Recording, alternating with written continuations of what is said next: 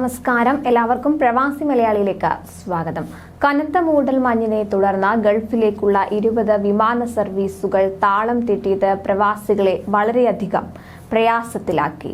ഡൽഹിയിൽ നിന്ന് UAE, Bahrain, Saudi Arabia, Oman എന്നീ രാജ്യങ്ങളിലേക്കുള്ള സർവീസുകളെയാണ് ഇത് ബാധിച്ചത്. ദുബായ്, ഷാർജ വിമാനത്താവളങ്ങളിലേക്ക് സർവീസ് നടത്തേണ്ടിയിരുന്ന flydubai, Air India, Gulf Air, SpiceJet, IndiGo, Saudia എന്നീ വിമാനങ്ങളും തടസ്സപ്പെട്ടവയിൽ ഉൾപ്പെടുന്നു.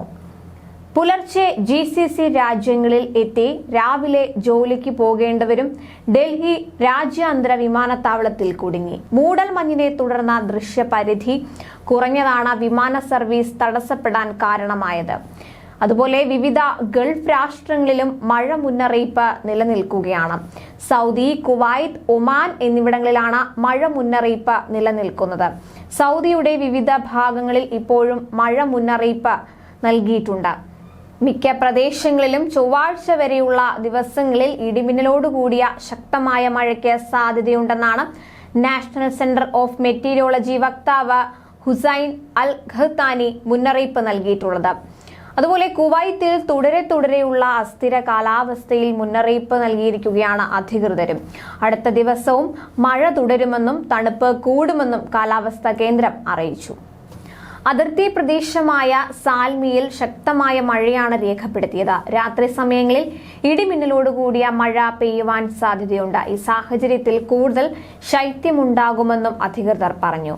മഴയായതിനാൽ വാഹനം ഓടിക്കുന്നവർ ശ്രദ്ധിക്കുകയും ജാഗ്രത പാലിക്കുകയും വേണമെന്നും ആഭ്യന്തര മന്ത്രാലയം നിർദ്ദേശിച്ചിട്ടുണ്ട്. മഴ മൂലമുണ്ടായ വെള്ളക്കെട്ട് കാരണം റോഡുകളിൽ ചിലയിടങ്ങളിൽ ഗതാഗതത്തെയും ഇത് ബാധിച്ചു. വെള്ളം ഉയർന്നതിനെ തുടർന്ന് ചില അണ്ടർ പാസ് വേകളും അടയ്ക്കേണ്ട സാഹചര്യം ഉണ്ടായി. കഴിഞ്ഞ ദിവസം മുതൽ രാജ്യത്ത് മൂടിക്കെട്ടിയ അന്തരീക്ഷമാണ്. അടിയന്തര സഹായം ആവശ്യമുള്ളവർ മന്ത്രാലയത്തിന്റെ 112 എന്ന ഹോട്ട്ലൈൻ നമ്പറിൽ വിവരം അറിയിക്കണമെന്ന് അധികൃതർ അറിയിച്ചു. അതുപോലെ പുതിയ ന്യൂനമർദ്ദത്തിന്റെ ഫലമായി ഒമാനിൽ വീണ്ടും മഴയെത്തുമെന്നാണ് കാലാവസ്ഥാ നിരീക്ഷണ കേന്ദ്രം മുന്നറിയിപ്പ് നൽകിയിട്ടുള്ളത്. ചൊവ്വാഴ്ച മുതൽ അടുത്ത 3 ദിവസം വരെ മഴ തുടർന്നേക്കുമെന്നാണ് മുന്നറിയിപ്പ്. മസ്കറ്റ്, മുസന്തം, തെക്കൻ ബാത്തിന, വടക്കൻ ബാത്തിന, ദാഹിറ, ദാഖിലിയ, തെക്കൻ ഷർഖിയ, വടക്കൻ ഷർഖിയ ഗവർണറേറ്റുകളിൽ ശക്തമായ മഴയ്ക്കും കാറ്റിനും സാധ്യതയുണ്ട്. 10 മുതൽ 60 മില്ലിമീറ്റർ വരെയുള്ള ഒറ്റപ്പെട്ട മഴ ലഭിച്ചേക്കും. മണിക്കൂറിൽ 28 മുതൽ 45 കിലോമീറ്റർ വരെയായിരിക്കും കാറ്റിന്റെ വേഗത.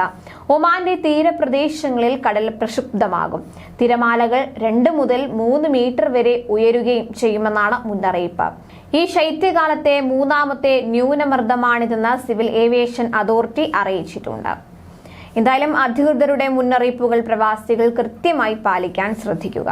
കൂടുതൽ പ്രവാസി വാർത്തകൾക്കായി ചാനൽ സബ്സ്ക്രൈബ് ചെയ്യുക.